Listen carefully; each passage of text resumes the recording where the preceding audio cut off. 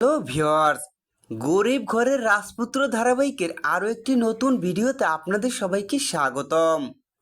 এই ভিডিওটির মাধ্যমে আপনাদের জানাতে চলেছি গরিব ঘরের রাজপুত্র ধারাবাহিকের আরেকটি নতুন আপডেট।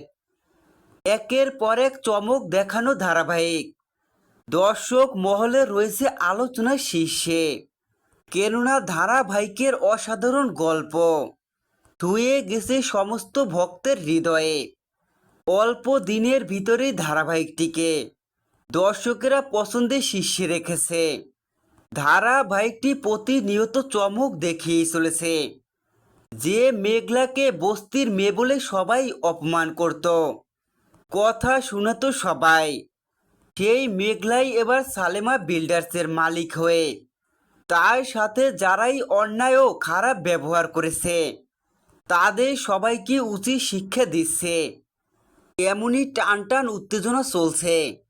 এবার তো মহা ধামাকা সামনে এলো, যেখানে রাতুলকে উচিত শিক্ষা দিতে সালেমা বিল্ডার্সের 10,000 কোটি টাকার অর্ডারটি রাতুলকে দিল মেঘলা। আসলে তো মেঘলার প্ল্যান জানে না রাতুল। রাতুলে যে সর্বস্ব কেড়ে নিয়ে রাতুলকে পথে বসানোর জন্য রাতুলকেই অর্ডারটি দিয়েছে মেঘলা।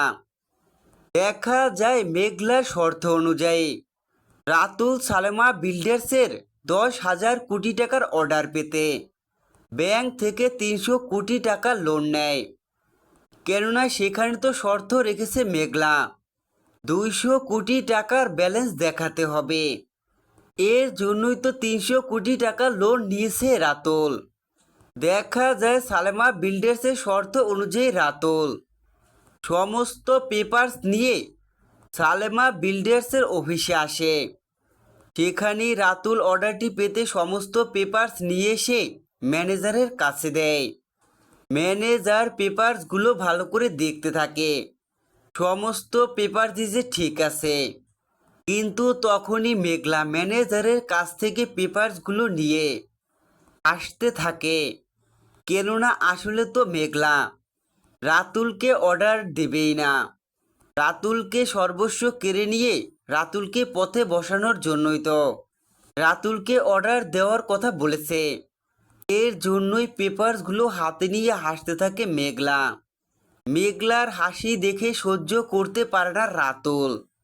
দেখা যায় রাতুল মেঘলার উপরে উত্তেজিত হলে তখনই মেঘলা রাতুলের সামনে পেপারসগুলো ছিঁড়ে ফেলে অর্ডার ক্যান্সেল করে দেয়। সালেমা বিল্ডার্সের 10,000 কোটি টাকার অর্ডারটি ক্যান্সেল হওয়ায় এমনকি রাতুলের সামনেই সমস্ত পেপার ছিঁড়ে ফেলায় মেঘলার দিকে রেগে তাকিয়ে থাকে রাতুল। তো বন্ধুরা, রাতুলকে তো উচিত শিক্ষা দিল মেঘলা, কেননা মেঘলার সাথে যে খারাপ ব্যবহার করেছে রাতুল, এর জন্যই তো রাতুলকে উচিত শিক্ষা দিয়েছে মেঘলা। এবার কি তাহলে মেঘলার সাথে করা সমস্ত খারাপ ব্যবহারের জন্য ক্ষমা চাইবে রাতুল, নিঃস্ব হয়ে ভিখারি হওয়ার হাত থেকে বাঁচতে? নাকি মেঘলা রাতুলের সর্বস্ব কেড়ে নিয়ে রাতুলকে পথের ভিখারি বানাবে? তোমাদের কি মনে হয় কমেন্ট করে অবশ্যই জানাও। আর এই ধরনের আপডেট চ্যানেলটিকে সাবস্ক্রাইব করে পাশে থাকা বেল আইকনটি বাজিয়ে দাও। ধন্যবাদ।